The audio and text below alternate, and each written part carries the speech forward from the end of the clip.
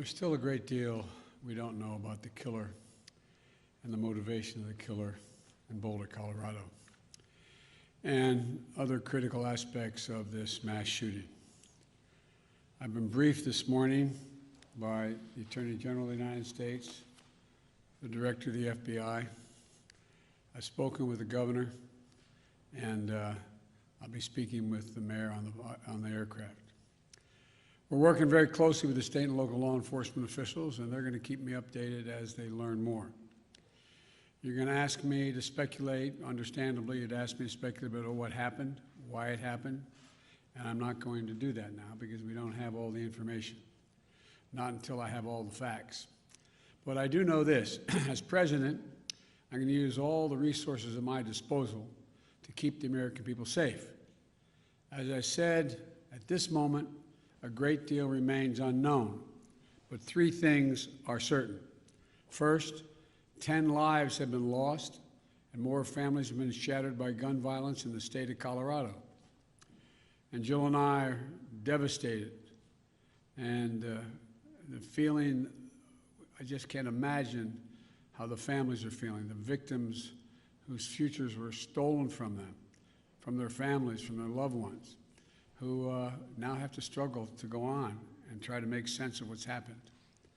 Less than a week after the horrific murders of 8 people and the assault on the AAPI community in Georgia, while the flag was still flying half-staff for the tragedy, another American city has been scarred by gun violence and the resulting trauma.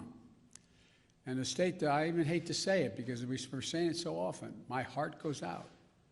Our hearts go out for the survivors, who had to flee for their lives and who hid, terrified, unsure if they would ever see their families again, their friends again. The consequences of all this are deeper than I suspect we know. By that I mean the mental consequences, the feeling of, anyway, it just been through too many of these. The second point I want to make is my deepest thanks to the heroic police and other first responders who acted so quickly to address the situation and keep the members of their community safe. And to state the obvious, I commend the exceptional bravery of Officer Eric Talley, and I send my deepest condolences to his family, his close family and 7 children. You know, when he pinned on that badge yesterday morning, he didn't know what the day would bring. I want everybody to think about this. Every time an officer walks out of his or her home and pins that badge on, the family member that they just said goodbye to wonders whether they'll subconsciously, will they get that call, the call that his wife got. He thought he'd be coming home to his family and his 7 children.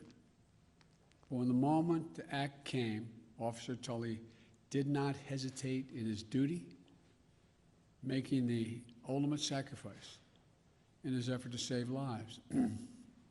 That's a definition of an American hero. And thirdly, I want to be very clear. This is the one thing I do know enough to say on in terms of what's happened there. While we're still waiting for more information regarding the shooter, his motive, the weapons he used, the guns, the magazines, the weapons, the modifications that apparently have taken place to those weapons that are involved here, I don't need to wait another minute, let alone an hour, to take common sense steps that will save the lives in the future and to urge my colleagues in the House and Senate to act. We can ban assault weapons and high-capacity magazines in this country once again. I got that done when I was a senator. It passed. It was law for the longest time. And it brought down these mass killings. We should do it again. We can close the loopholes in our background check system, including the Charleston loophole.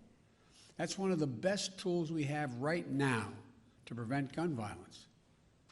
The Senate should immediately pass, let me say it again, the United States Senate, I hope some are listening, should immediately pass the 2 House-passed bills that close loopholes in the background check system.